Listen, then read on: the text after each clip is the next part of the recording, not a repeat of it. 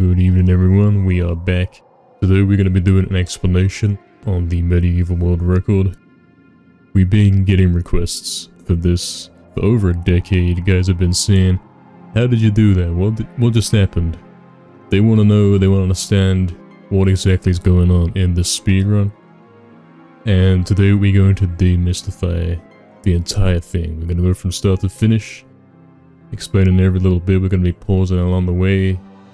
It's going to be a good time. Hopefully you can learn something cool from this. And hopefully this makes the entire speedrun make a little bit more sense.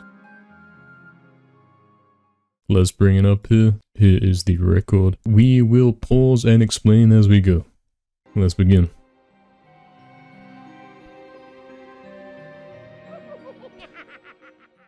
Okay, so straight up game comes into this cutscene. One thing you want to know right here. I'm going to put my cursor on screen so that you can see that. There you go, you can see my cursor. You can see my input display down here in this bottom left corner. This is where we are going to be pressing the buttons. You take a look at this, you want to know what buttons I'm pressing. That's how you understand what we're doing right here. We're mashing triangle to get through this as quickly as we can. Good evening, Madios. Someone just woke up? Yeah, lol. And it's Dan himself. He's right here. Okay. Very first thing we've got to explain here. There's a sword over here, as you're probably familiar in this game. We're not taking the sword. We don't need the sword. We're not interested in the sword, okay? That's the very first thing. So we're leaving the crypt here, this tutorial level of sorts, without any weapons. Right there, we're picking up our first life bottle. In this run, we're only going to be getting 2 life bottles. So already right off the start, the game has given us a sword, it's given us a life bottle. But we're strangely not taking the sword. We'll find out later why that is. Greetings, Kexo. What's up, man? Good job, my man, yeah. Oxton, the sword check. No sword on this one, man. The sword will take us like 1 or 2 seconds to get, and it is a good weapon, there's no doubt about that. But we don't need it. We'll get by without it.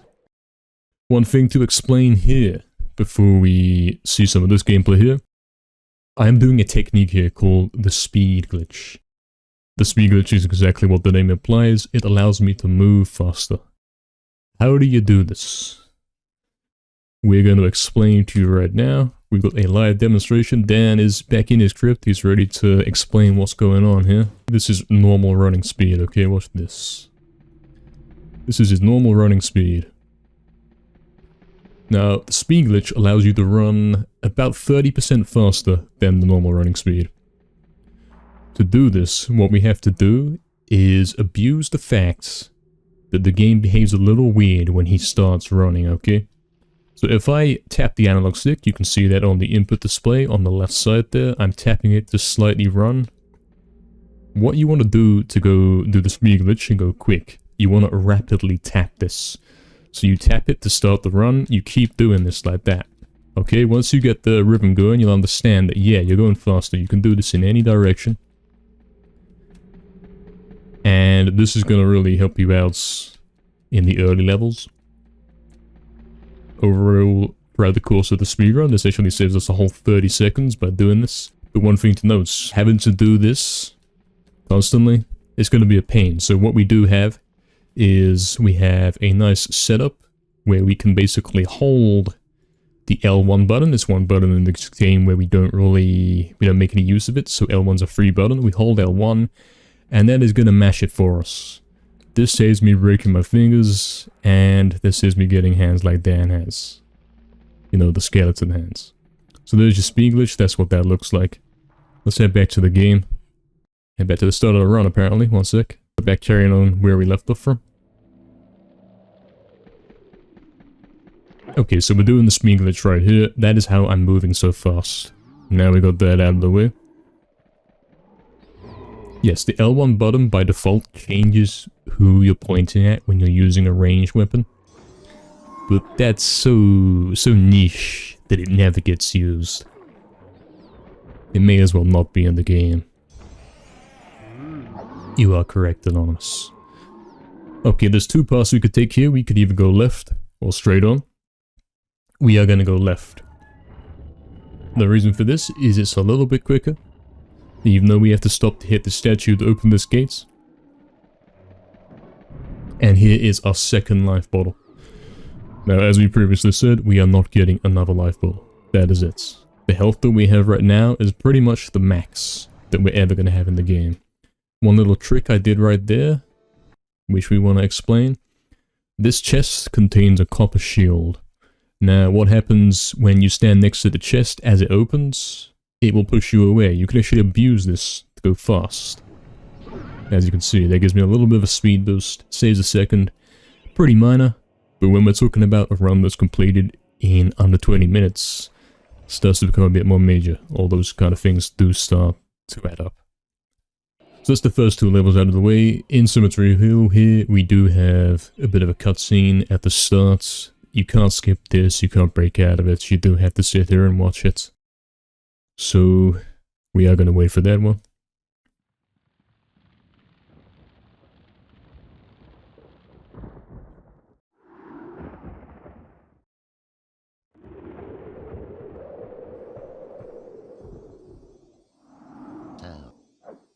Here we meet Zarok, who we're going to have to kill later. He is the final boss. Spoiler alerts. But we're not going to see him for a little while. Okay, now there's some major things to explain here, okay? In Cemetery Hill, there is an optional item that you can collect, okay? We say optional, we'll get to that in a sec. This item is the Witch Talisman. In order to get the Witch Talisman, you have to go to the left, past those boulders on the left. You have to go get a club, you have to go into a cave, solve a puzzle, and there you go, you got the Witch Talisman. But what is the Witch Talisman? What does it do? You have to understand that the Witch Talisman is the beginning of what we will call the main quest of this game, okay? And perhaps the main quest is best explained by going from the end to the start, okay? The start point is the Witch Talisman. The Witch Talisman is back at the start of the game. Our goal points, there is a level future coming up called the Gallows Gauntlet. You may have heard of this one, you may have seen or played this. In this level, there is a gate, which we're going to call the Dragonfire Gates. This gate can only be passed through if you have the dragon armor, okay? So that's one thing to understand. You have to have the dragon armor if you want to pass through this.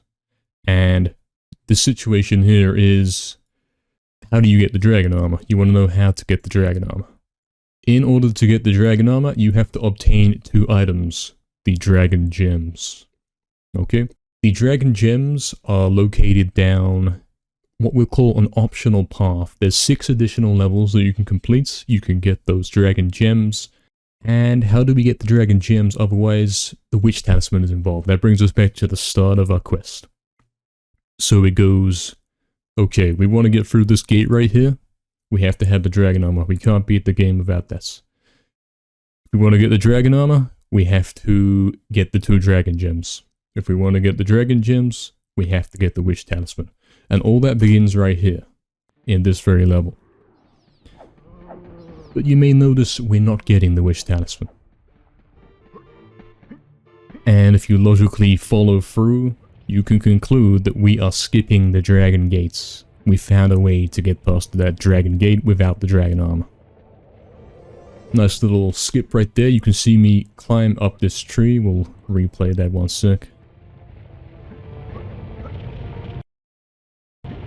So he jumps onto the wall. Luckily he can also jump onto the tree. And we can jump up here. There's a cutscene that normally plays when you get to the top of the hill, where these guys that are shooting the boulders down do explode. But we can walk around the edge of the cutscene, and then it never happens, saves us a little bit of time. It's pretty neat. You guys are taking notes? Yeah, man. I would encourage taking notes, man. There's some real high value information here. You get an information you won't find anywhere else, man. Yo, UAG, this is going to be on YouTube. This will be on YouTube later, absolutely. Hello if you're watching that right now. Okay, so hopefully we've cleared up here. We don't have the Witch Talisman. We are now heading into Hilltop Mausoleum. Now, we have a shortcut here. This was found in recent years. The basic premise of this shortcut. You see the gold gate there on the right side. This gate, I've in fact put my mouse there, we can point some things out to you. This gate here, it behaves like other gates do in this game, in the sense that you can't go through from this way, but if you were on the other side, up that door there, and you came and approached the gate from the other side, it automatically opens, okay? That's the idea, right? This gate opens when you're on the other side. What we're going to do here is we're going to take our club. This is going to be our main weapon in the game.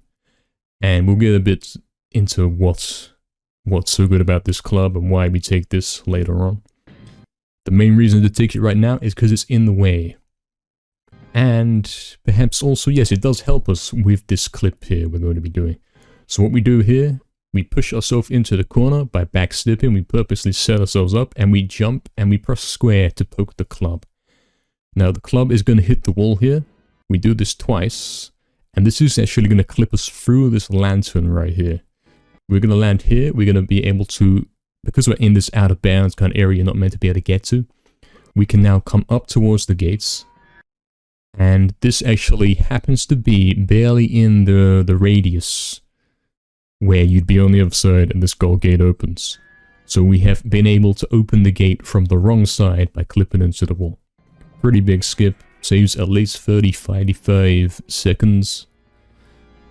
From this point we have to do the level fairly normally. All we've done is shortcut through. So we do have to push this down here, underneath this. This is going to allow us to get to the boss. And I'm sure if you have played this game before, you will remember this boss. That simple image there on the wall is all you need to remember that boss. The colors are very iconic, very cool.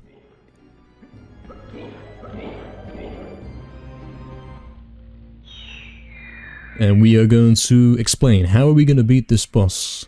Because we got no weapons, we don't have anything, we don't have health. What are we going to do here to do this not only survival-wise, but quickly? Alright, first up, in the boss. If you don't have the throwing daggers already, which is a ranged weapon, the game will drop some here for you. It will also drop a copper shield for you, as you can see in the top there. So we run straight over and pick the daggers up, because it's actually faster to do that now than picking them up earlier. And we're going to be doing a technique here, which this technique is the fastest way to damage this boss. It's an attack technique that basically allows you to do more damage / attack faster than normal, right? So we're going to head over and take a look back in Dan's Crypts, and we're going to demonstrate you how you do this technique. So this is the normal attacking speed of the throwing daggers. You can hold X and he'll do this, right? The other option is to charge up the attack with square and then let go.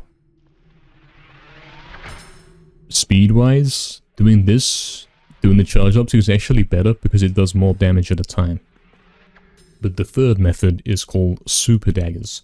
And this is basically combining the two attacks at the same time in a way. I will perform it and then I'll tell you what I'm doing. As you can see, each attack that we do has the purple glow to it. Each one of these will do 15 damage, and basically this 15, 15, 15 is very rapid, very high damage, and it's not using any additional ammo, which is pretty cool. Once you have taken a look at the inputs there on the left side, you understand all I'm doing is pressing with both thumbs. I'm pressing X square, X square, X square. Because I'm using both thumbs, you can't really use this while running around. We're pretty fortunate though. This is going to keep jumping back, isn't it? We're pretty fortunate that we are not having to run around here. We can actually stand still. And we are going to tank the hits the boss does to us. Because although this may be a hard game and we don't have much health, we have devised the route to get through it all. So we're going to perform that super daggers attack here. You can see that his health is going down in increments of 15.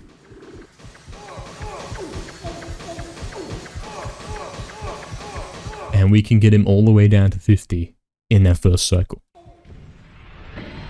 How does this boss work? You might be wondering, like speed-wise. How do you manipulate him to go faster? What you want to do is stand near him. That's the main rule. Stand near him. He's going to do some jumps back and forth. As long as you're near him, he is not going to mess you about. He's going to go into the center of the arena, ready for his next one. And here's the next trick right here. So we're going to do a full charge, which is 45 damage. We purposely planned this. Now, one single X press is going to kill this guy. And once we kill this guy, we're going to be unable to move. There's going to be a whole cutscene that plays where the guy dies, and he's going to drop this key. The key is going to appear underneath where he is right now, so what we do is we get the final hits as we're jumping underneath him. This means we're already where the key is going to drop. And in order to end this level, you basically have to touch the key. So, key appears, instantly we got it. And we take that even further. As soon as it's safe to do so, there is this trick you can perform, which is, we call it a quit outs. What it means is, we'll go demonstrate one more time for you. So we can pause on the right moments. Okay, at this point, the game is still continuing as normal. And maybe you can't see it right there, but in the corners of the screen, you know how the level closes off? It closes off in a circle. When you see that circle closing off, that's basically saying, look, you can't do anything, your buttons aren't going to register, and we're taking you to the map screen, the next level, whatever. But if you quickly quit out before that happens, you can kind of get it in a way where, like, the game is going to send you to the map screen, but you can quickly pause. And in fact, we'll demonstrate this one live for you. We'll attempt to demonstrate this one live for you. This, I know it's a pretty minor time save, it's 1 second, but as we said, all these do add up, and this is the only explanation you will ever see on how to do this. So we're about to hit the exit, or the key, if you will. We basically hit the exits, and then we would go start, quit, and yes. This actually closes the circle 1 second faster than waiting for it. So it's like a little speed up button. The game's saying, okay, we're sending you to the next level, we're sending you to the map screen. And you say, I don't have time for that, I'm going to pause and quit out. And it takes you there a second faster. That's how that one works. That is what we're doing there, that's why we quit out. And yes, if you quit out too early, it will actually quit you out, so you got to be careful with that one. Yo, 42 Tuka, nice stream. Hey, what's up, man? Hope you're having a good time, man. Alright, here we go, return to the graveyard. So it's more of the same right here. We're going to be doing the speed glitch to move around. But that's going to change at the end of this level, because we're going to unlock a new ability.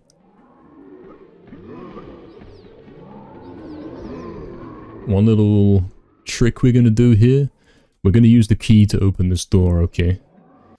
This involves opening the inventory, selecting the key.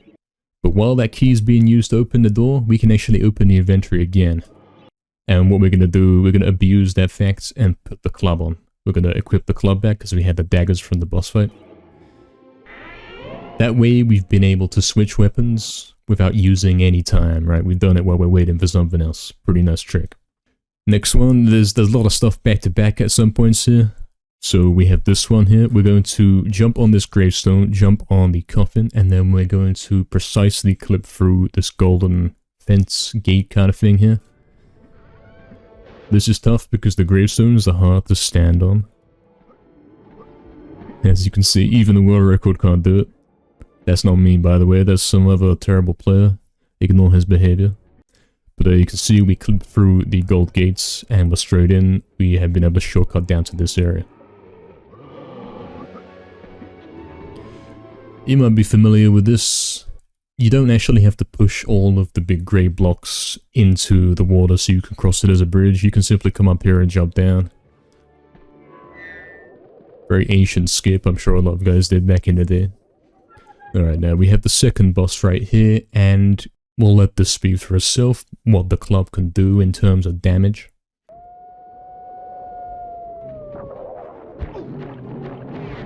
Just like that, the boss is dead. Okay, the club is a very powerful weapon, but as a consequence, If you take a look here in the top left, it's got a percentage meter. It starts off 100, but when that reaches 0, the thing's going to break. Each hit you do is going to use 1%. In fact, we'll head over to this guy. What's he doing over there? This guy's got a club as well. Quick demo. If this hits something, you lose 1%. Okay. There's that. And yes, we're jumping back to the start. Thank you, Jagex. Okay, one little skip we didn't quite see there. We'll get to replay this. You get to see me kill him again with the club. There's a trick here, okay? It's going to pop up and say, congrats, you beat the boss, you've unlocked the dash. But that's kind of on a timer. If we pause the game can't bring the cutscene up. Like, it's trying to bring it up right now, even though the game's paused. I simply wait for that moment, and then I close the pause menu. The game basically failed entirely to bring that cutscene bit of dialogue up, because I was in the pause menu. Quick 3-second time save right there. Okay, here's where the game gets a bit more interesting, in sense of we've got two different pathways to take. We explained earlier that we are not getting the dragon gems, we're not getting the dragon armor, or even the wish tower, so we're not bothering with any of that, so we're going to go straight to the north. We're not going to Scarecrow Fields in this one. We're going straight to Enchanted Earth, which you have to understand is not where we're supposed to go yet. This level's actually unbeatable, because we don't have the necessary key item to do it. So we're going to have to find a different way. That right there is the famous me accidentally letting the cutscene play out. Ignore that, don't copy that. There's no reason to do that. You should skip all the cutscenes when you can. Alright, so where are we going right here? Because as we've explained, we can't beat this level. We don't have the necessary key item. The game actually provides a alternate exit, and the NPC will even say to you, look, you can't go through here without this key item, so go out the exit and come back later. But we don't care about that. We've got a different way to finish this level. And it involves riding this lift. I'm sure you've seen this, very iconic moments. This is usually the first moment in a speedrun where guys will say, what just happened? Today we're going to be explaining what did just happen, okay? I'll let it play out, and then I will explain what that was.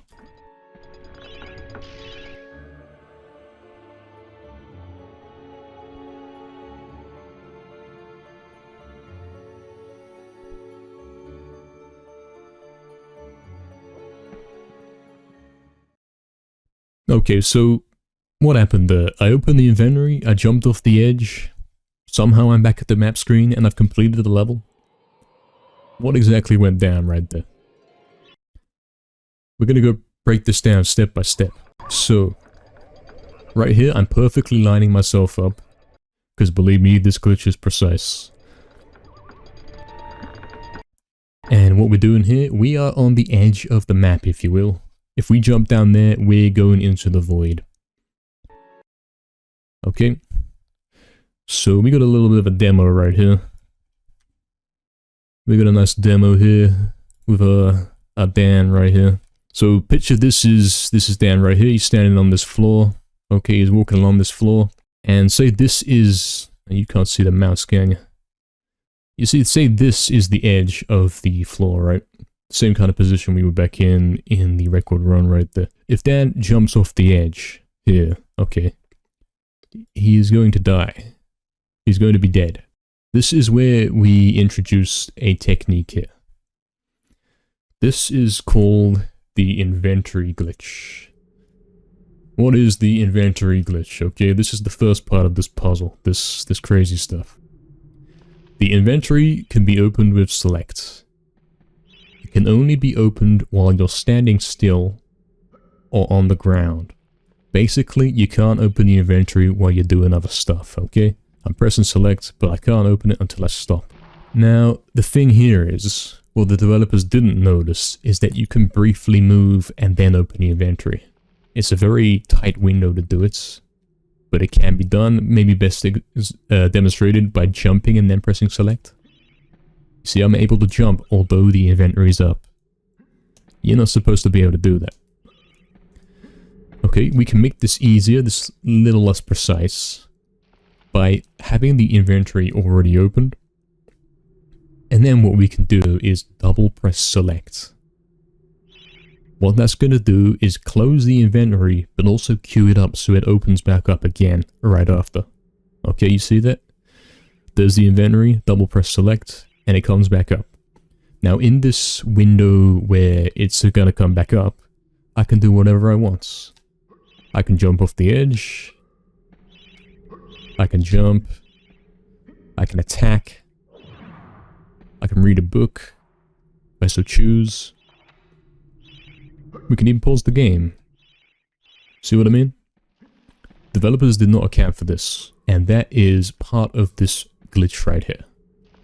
So you're gonna see me open the inventory here, okay, like we're just doing. We open the inventory, and then we double tap it. So the inventory is closed, and it gives us a second to do something. And right at that moment, we're gonna jump off the edge here in a very precise way. So now we just jumped off the edge into the void. Now if we go back to our little demonstration here, normally if you jumped off an edge, the game will say, look, you can't go here, there's a death barrier, you're dead. If the inventory is open, you can't die. You're basically invincible, because the game is in a paused state. And yes, you're not going to be able to move while in that paused invincible state, so it doesn't offer you an advantage.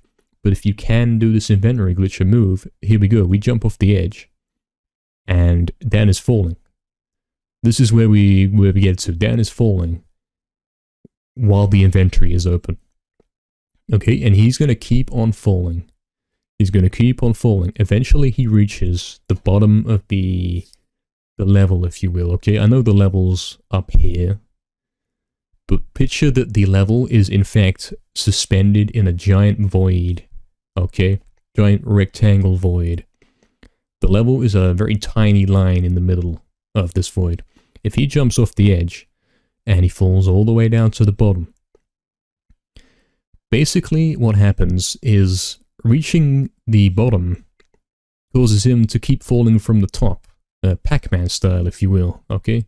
So he can fall like this forever. He can fall from top to bottom forever until he hits the ground, of course, until eventually he lands on something. This is called level looping, which now you understand what a level loop is. We are basically falling off the edge of a level and repeatedly falling underneath the level, and then the game puts us back to the top in this giant void space. That is what is going on here. So one more time, we're gonna take a look at the full execution of this.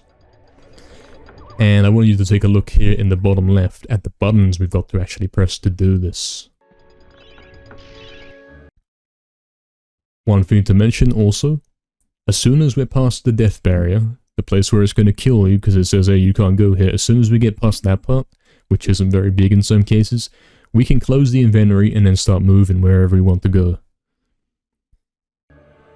And where we're going is to the exit of the level, okay? We shouldn't be able to get there yet, but that's where we're going.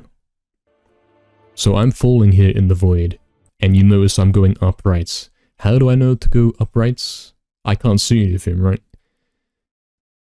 The answer is trial and error. That's the only way we can know. We are going to be falling for quite a while. And there are very limited visual cues. All we can see is this black screen. Sometimes you'll see things flash. Sometimes you'll see Dan like right there in the middle. He appeared. And this makes it tricky, right? This makes it very difficult to know where you're going. We're trying to navigate in nothing. There's no kind of sound, there's no visuals to tell me where I am or where I'm going. Coupled with the fact that when you're falling like this, the camera's going crazy. It's basically spinning in circles in all directions. It's going counterclockwise, it's going clockwise. Depending on which way you're moving, it's even doing different stuff. Sometimes it'll go overhead, sometimes it'll be trying to go from the side. It gets real messed up. So if you try and go up, you're not necessarily going up. If you try to go up right, you might be going down left, and that changes moment to moment. That's the crazy thing about level looping here.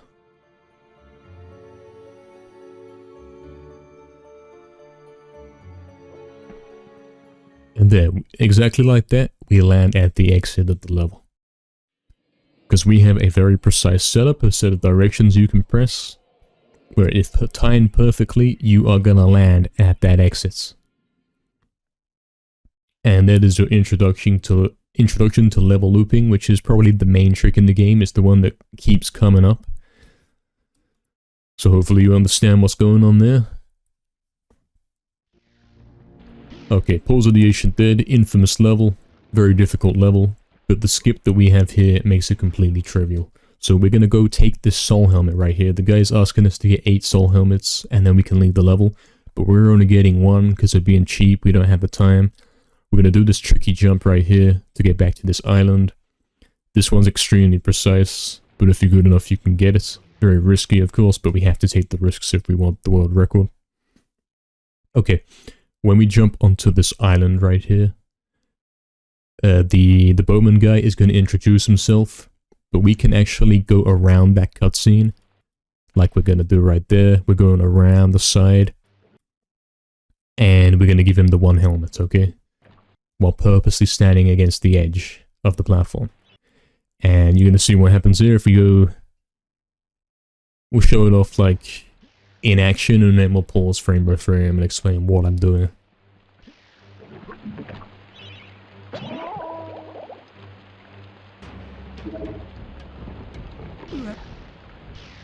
Okay, what was that, right? What just happened? We're gonna break it down for you step by step. Because he died, but then he was flying, and then the level's finished. What's going on, right? Very confusing, very complicated. So what's actually happening here is I am using the... Wait, no. That's not what's happening. We'll go back, we'll rewind that a little bit. We are inventory glitching and then running off the edge in that small window that you get, and we're going to fall into the water. Okay, that's step 1. So we're purposely, instead of falling into the void off an edge, we're purposely going in the water. And Dan is dying, right? But we've got the inventory open, that's the glitch, okay? We're going to wait until the game starts the respawn process for him, so he's coming out of the water. And then we're going to, because we have the inventory open, use the soul helmet and give it to this guy. Which we shouldn't be able to do, obviously, because we're dead. But for some reason, it works. And using the soul helmet breaks the whole respawn thing, and it gets him stuck in this flying state. And... if you know this level, if maybe you've seen some other videos of mine, you'll understand that once you give this guy the 8 helmets, you jump on the boat and he sails you over to the side. He sails you over to the exit trigger over here. This is the exit for the level. And instead of us going on the boat, we're going to fly over there using this inventory glitch into dying, into soul helmet, cancelling the whole... It's very confusing, very complicated. And it's... a miracle that it even works. Yes, exactly. Jacobo sends us regards. This one was only found a couple years ago, so relatively new in the grand scheme of speedrunning here. But it's a very welcome one, because the old trick, the old way of being that level was stupid hard. One thing we're going to do here, right at the start of this level, we're going to hold upright and circle. This actually allows us to do a very small movement when the level starts, like normally you can't control down here. But before it can take control away, you'll jump in and you're getting closer to the right side of the boats. Meaning that you are a little bit closer towards your destination. You may remember this level. If you've played this game, for sure you'd remember this level and the green enemies that keep jumping in and out of the water. But we're not dealing with any of the enemies in this game. You don't need any chalices. We don't need any weapons. We're getting through with just this club right here. Okay, we're going to skip the entire level here. We'll play it out and then explain.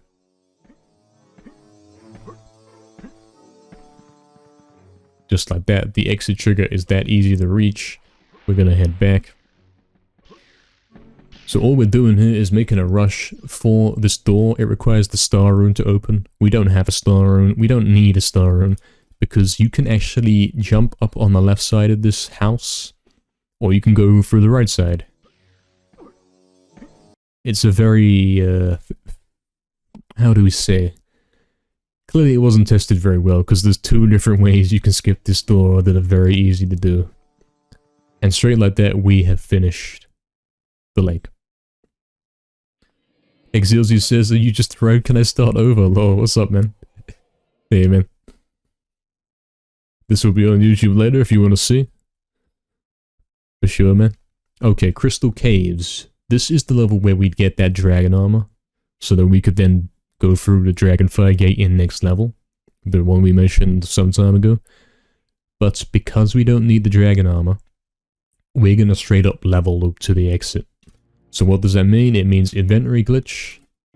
In that small window where I can move, we're gonna run off the edge. And then we're falling. We're falling underneath the level, all the way to the bottom. Eventually, at some point, the game puts us back to the top, Pac-Man style. And then we keep falling. And eventually, we're going to land on the middle part of the level. You know, the straight line in the middle, where the actual level is. And of course, we neatly line it up to land exactly on the exits. We do a quick little demonstration. What's happening here? I'm jumping off the edge. I'm going here.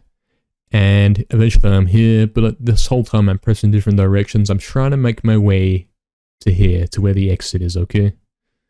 That's what we're trying to do. The exit's here. And we're trying to navigate down using all these complicated inputs to get to here. One important thing to understand about this as well is that loops always take the same amount of time. You're always in the middle, you always jump off, you always fall to the bottom, you always come to the top, and you always fall back down to the middle. If I jump off and I'm falling, right? My set of direction presses, whichever way I want to go, has to be correct. In the sense that I can't press the buttons so that I'm here and then just leave it and then I'll fall into it. You can't do that, right? You have to go like this, maybe like that, maybe spin in a circle, and you have to time it so that you land there at the exact moments. Because one key thing to understand that maybe we didn't mention yet is if you're falling but you're not moving, if I'm falling down in a straight line but not moving in a direction, he's dead. Okay? You have to be moving while you're doing the level loop. So this actually forces us to go somewhere. And even if we're above where we want to go, we still have to be moving. So you see what I'm saying? You see about how it's very tough to actually get to where you want? Very tough indeed. Hi YouTube, yeah, Exilzy. You just teleport there, don't believe what this man is saying, he clearly doesn't know. Lol. Yeah, man. Okay, here's the Gallows Gauntlet level. And this one is like a combination of every glitch you've seen so far, but all in one quick succession. We'll let it play out and then you'll see the breakdown step by step of what this is right after.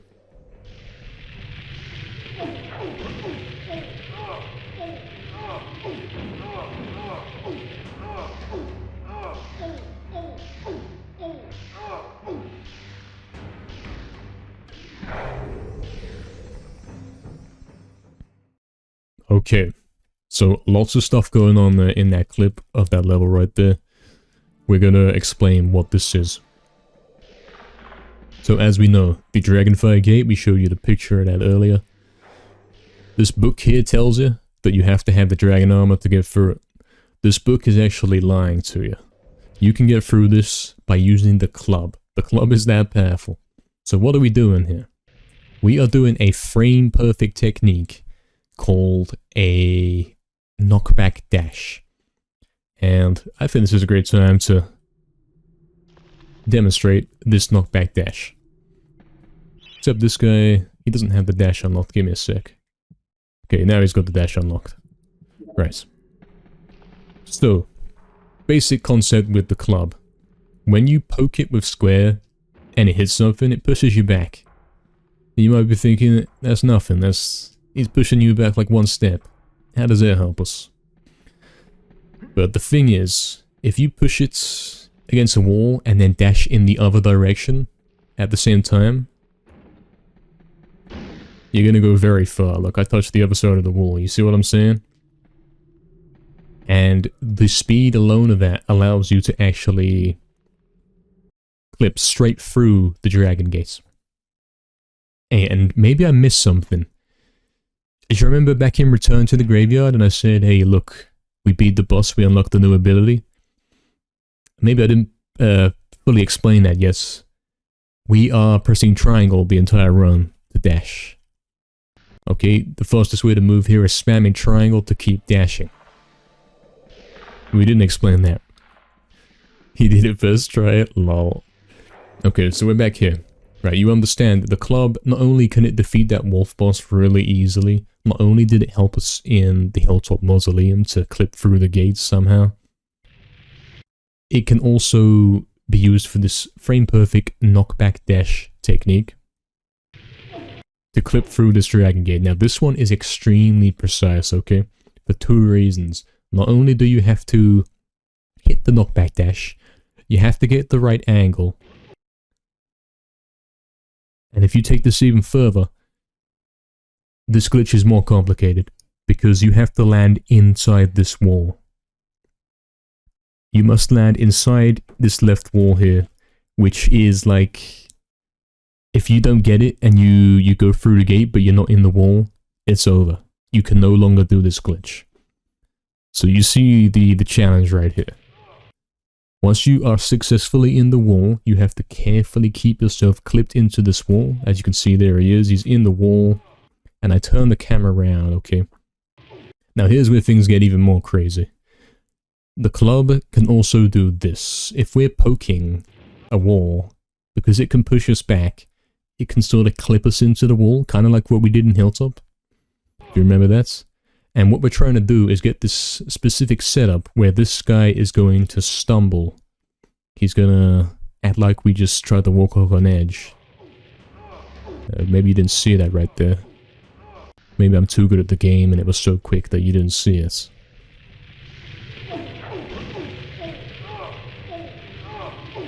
Okay, he did stumble right there, so I'm already in the position basically. And now we have done the knockback dash into the wall, we've got it set up, use the club to knock us backwards further. There is now a precise technique we can do, where we can clip through the floor and start level looping. Now, you understand that, you have to understand that you can only level loop in a level where there is somewhere you can fall off. Most levels don't have somewhere you can fall off. Like if you think about the graveyard, there's no edge you can jump off, there's no giant cliff where you can fall. But then something like Enchanted Earth, you can jump off that lift and die if you want to, right? Gallows Gauntlet has nowhere where you can fall off, meaning level loops are impossible. So the fact this works is a miracle. If we are able to clip through the floor, then we can start looping. And the unique thing about the level loop in levels where you can't loop, if you know what I mean, where there's nowhere to fall, the loop duration is 4 times shorter. And the way this happens to work out is when we fall down here, we have just barely enough time to make it to the exit gates. And as you can hear, I'm dashing right now. I am trying to get there as quickly as I can. This one you can see a little bit better where you're going, so you can understand the loop process a bit better. And there we are. We can barely make it past this gate. And that's how you skip Gallows Gauntlet, right? This is one of the methods to skip Gallows Gauntlet. It's the fastest, but it's also probably the most difficult. So we've established that the club is pretty crazy as a weapon. Is there anything the club can't do? I mean, it can clip us through walls in several different ways, and it's also an extremely powerful weapon.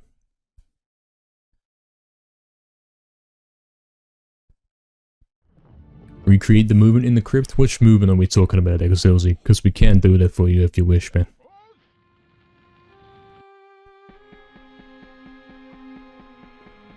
Alright, in Haunted Ruins right here, we actually run in a straight line at the start here. You notice we're not dashing, we're not pressing triangle to dash. Why is that? Because this next skip sucks. This one is so tricky to hit that we have to rely on running in a straight line to get the same setup every time, man. So what we're doing here is your classic level loop, because there's an edge to fall off. And for example, we're going to go in depth with this one.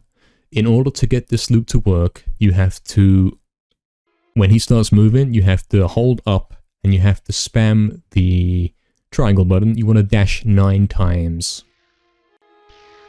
You want to go ahead and count those. 4, 5, 6, 7, 8, 9. Now if you press those all with the right timing, generally the way you do it is you press it as quickly as you can and you hope that one of them isn't that quick. One of them has a little bit of a slip up. What's going to happen is you will see this, you'll see the sky. This is kind of the point where Dan is, you know, he's gotten down to here and then the game is putting him up to the top. That's what you're seeing right now on screen. And this is where we introduce the concept of the half loop. So we've had a full loop. We've seen that the one in Gallows Gauntlet takes 4 times less amount of time. We call that a quarter loop. This one is the half loop. We're going to straight up hit this door trigger while falling, even though we can't see where we are. And you might be wondering what's going on there, right? So we are going to, from the beginning, jump off with falling. And when we hit the bottom point here, if we are on certain spots, very extremely precise spots, as we are at this moment from down to up, right? That moment when it flicks us from the bottom to the top, if we're on a very precise spot, suddenly the game, in some cases, can simply chuck us down here. It won't put us to the top fully, it will go, alright, put him down here. And this happens to be lining up perfectly with this door. And that allows us to get here in half the time. So we have to get the crown in this level. The reason why we've looped here to get this crown is because we have to use the crown to leave, okay? Because you might be thinking, well, why don't we go straight to the exit anyway? There is no exit until you've given this guy the crown.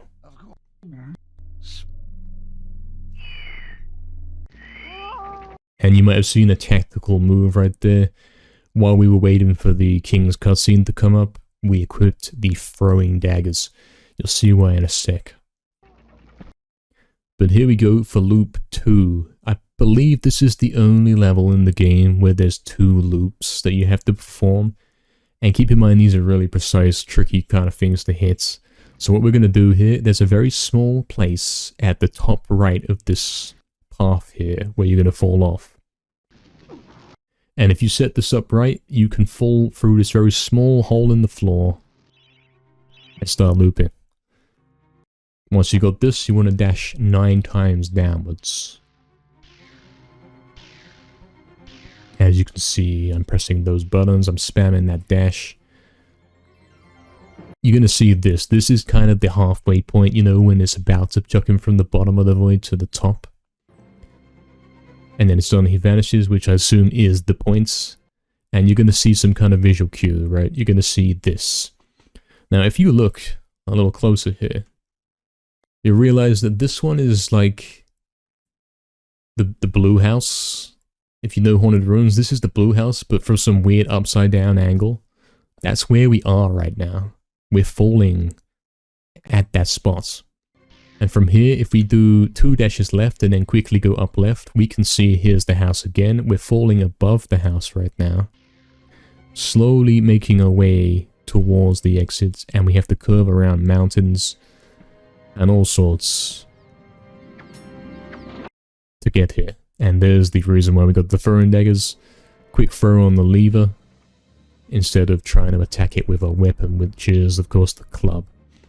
We don't want to use the club, we don't want to waste the percentage, because it's very valuable. There's another instance of, okay, look, we hit the exit trigger, the key, or the catapult, if you will.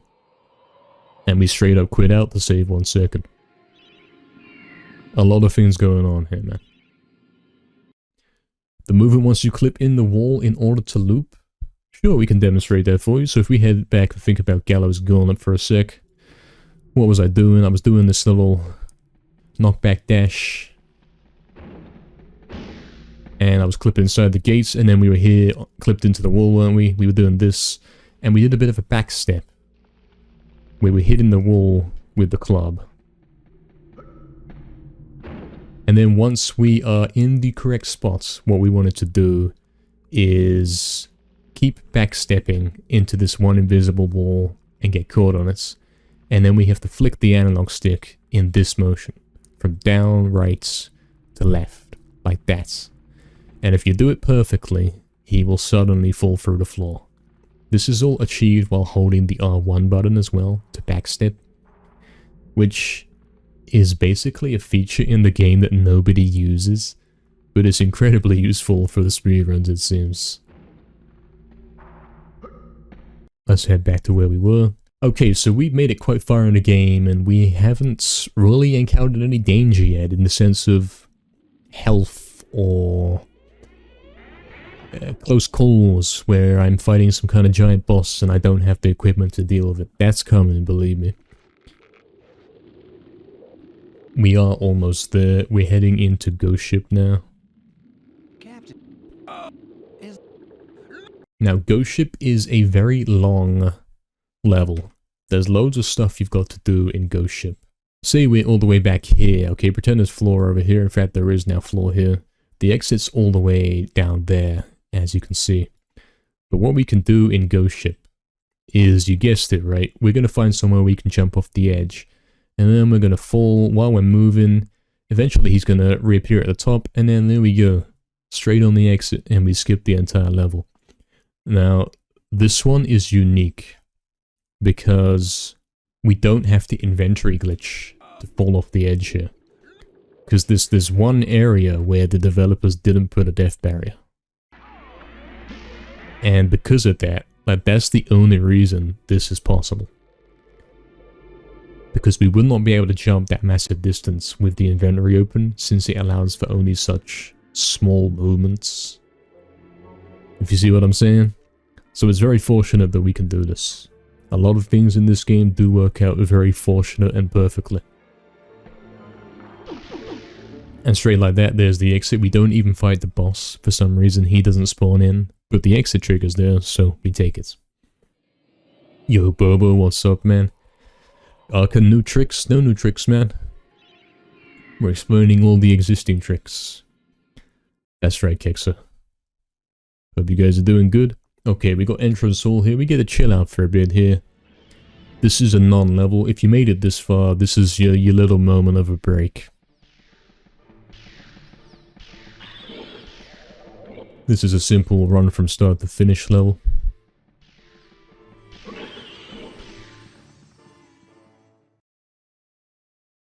And here we go for time device. You probably know this level, it's pretty long. You've got to go ride the train and push it in all different directions. But the incredibly funny, fortunate thing here is the level starts off and you're right next to the edge. So you can level loop immediately. And even more convenient, you can reach the exit from here.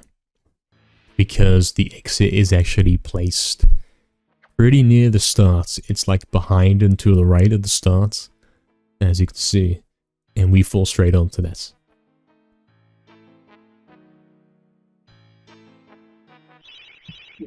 And right there, because we have this advantage, we can, of being ready to hit the exit, we can do the quit out and save that 1 second that we talked about earlier. Alright.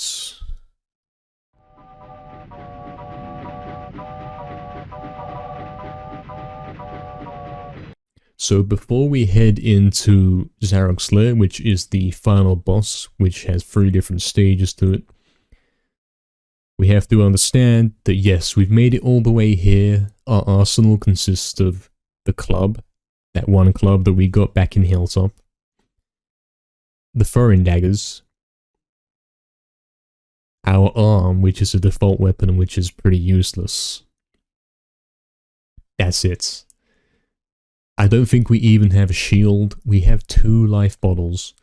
It's important to understand here, this very first fight, as you can see on the splits, called soldier fights, the game expects you to use your health. Okay, it expects you to sacrifice your own health to heal your soldiers. We don't even have the health to be engaged in that ordeal right now. If we went into that with this much health, we'd be dead. We wouldn't have a chance. And here's where the inventory glitch shines again. This right here, this circle, is the trigger to start the soldier fights. But check this guy out. He inventory glitches into the cutscene. Now, as you understand, everything is kind of paused, frozen, while the inventory is open. But luckily, the cutscene keeps playing. And you'll see that these enemy soldiers try to walk out of the gates. But because it's all frozen up, they can't.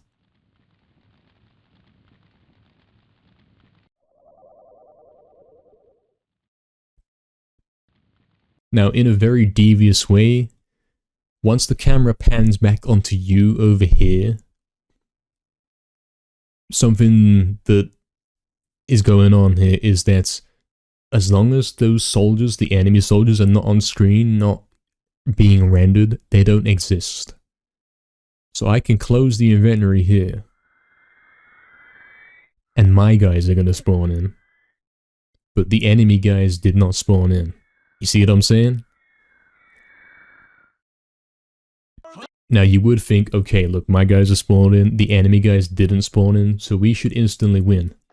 But the problem is, when we get back here to this view, it's looking over there. And this basically means that 4 of the enemy soldiers do spawn in. 4 of them are too far back and are off screen, so you can't see them, but the other 4 do spawn in. Kind of confusing. Basically, they're in a row, they're in a line. We will demonstrate that with this guy. Imagine Dan is soldier 2 here, and then Dan's soldier 3 here, and this pillar is soldier 4, and that's 1. And then there's a back line as well, right here. 5, 6, 7, and 8. Well, that 5, 6, 7, and 8 happen to be too far away, okay?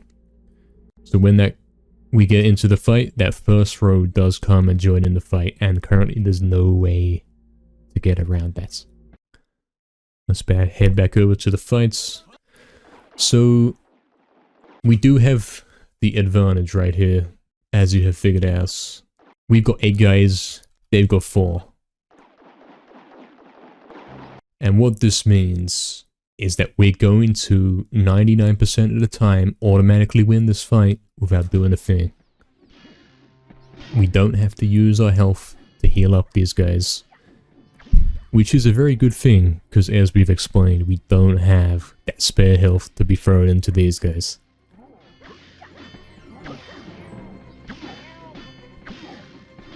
So what we're doing right here, we're jumping back and forth, and we're pretending, we're hoping that we're manipulating this fight to go a little faster. Because this entire section here, this entirety of Zarok's Lair, there's a lot of luck going on in here. What we want to happen here is the enemy soldiers to die quick, but also a lot of our soldiers to die as well. And you'll find out why that is in a sec.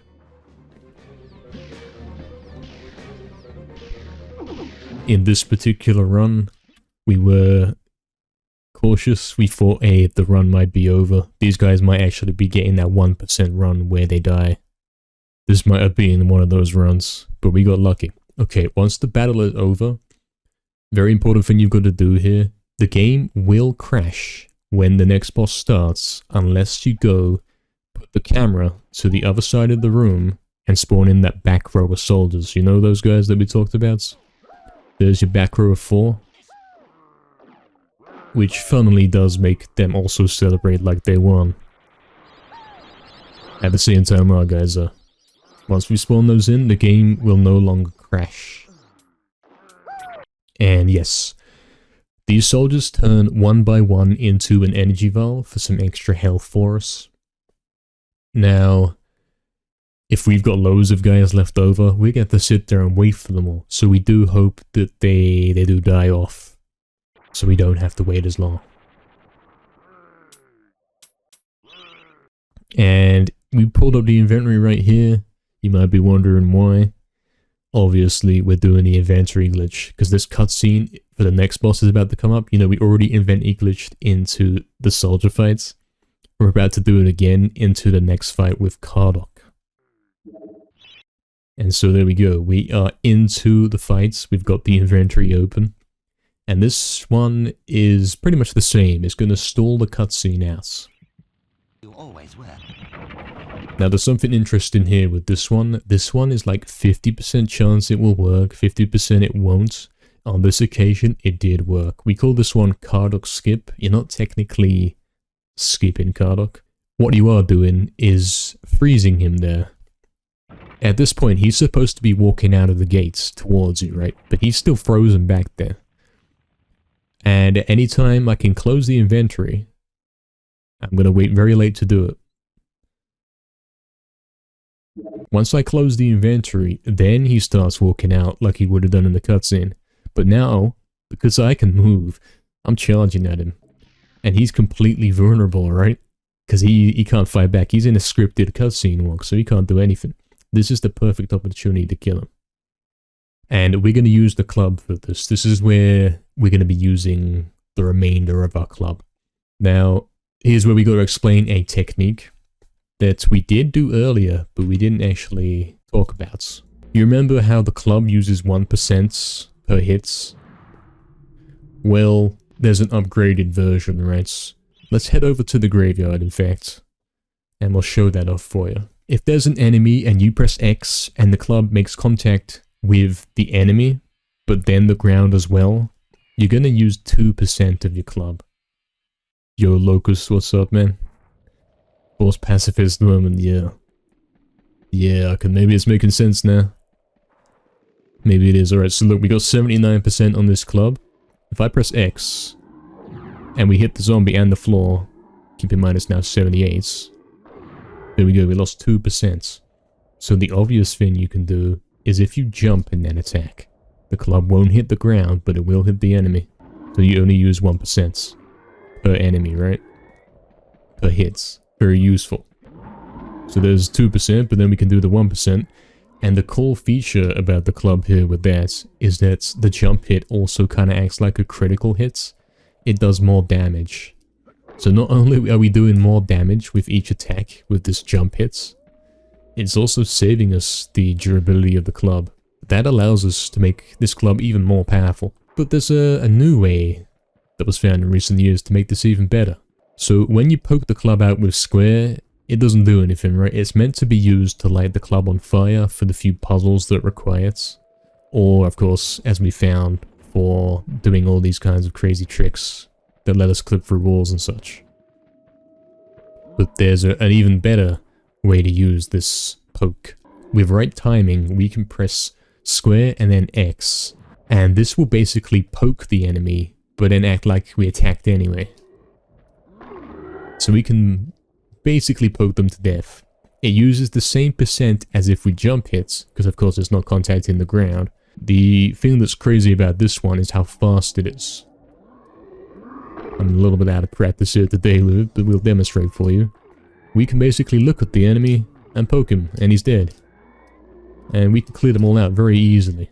That is called the Super Club, and the Super Club is not why the club is so good. The club's already incredibly good, but it makes it extremely good. It makes it better than it was, because we can attack faster now. My Super Club is a bit out of practice. It has been a few months since we've had to do this one. But you get the idea. This allows you to attack way faster, effectively doubling the damage output of the club. And if we head back over to the run, back over to our impending fight with Kardok, and you remember he's He's locked in his cutscene walk and he can't move. We're about to show the Super Club. Well, I don't know what that was. I don't know why it's jumping back like that. We're pressing some weird shortcut keys we don't normally press. 1 sec. Yeah, this is the Super Club. This is what the Super Club can do. We can attack that fast. And you can see, yeah, we're kind of messing it up in this fight. But we still got him before he ran away. Before we reached that point where the cutscene should have been over. And yes, we do go back to the health fountain. And we make sure we're healed up between each phase of this level. We're already max health. We've got plenty of club left. Here we go for Zarok, which is the final boss. And you might think, he's not open the inventory, how come? The inventory glitch, Zarok is immune to it, funnily enough. It doesn't actually give us any advantage. We can stall him and stop him from coming out. But we can't stall him in a good way. Like, the great way to stall him would be if it was during when he walked out here, because then you could attack him and he can't fight back. But it doesn't work that way. Oh yes, the Point Club. The Super Club, not only does it do all those things we mentioned, but when you poke, it points at the enemy, so it's basically having aimbots. Every time you poke it, it's automatically targeting the enemy. And here we go, this is the final battle with Zarok. Now, we've got 56% on our club, we've got full health. This is all we've got. You know our arsenal, if you've seen up to this point, you know we've got nothing. We've got nothing at all. We haven't got a single chalice in the game. We didn't even pick up the short sword. We've got the club and some daggers. We don't even have a shield. But we're still going to take out Zarok right here.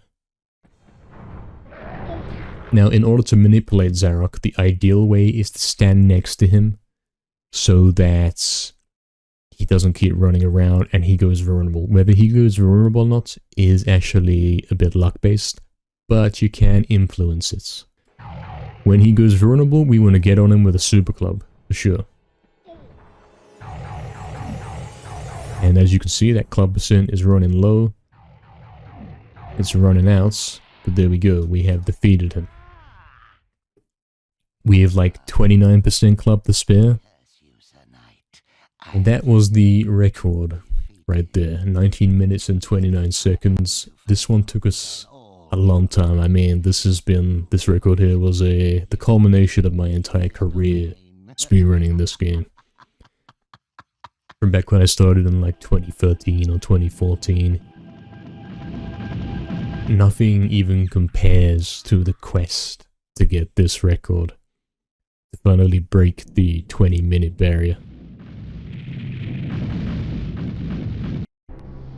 So that was the entire game explained. If anyone has any questions, or you might be thinking, hey, what about that one glitch that's you always do and I don't understand, go ahead right now, because this is the one time you get to ask it. Yo, Hajama. Oh, that's in the VOD, lol. That's in the record video with the 30 subscriptions. Stupid. I wonder why there was no sound effect. I think that is it for this one. That is the entire run explained. I hope you all enjoyed. Any questions, then you can go ahead and leave them in the comments. Alright, Dad's gonna go for a swim, and we'll catch you next time.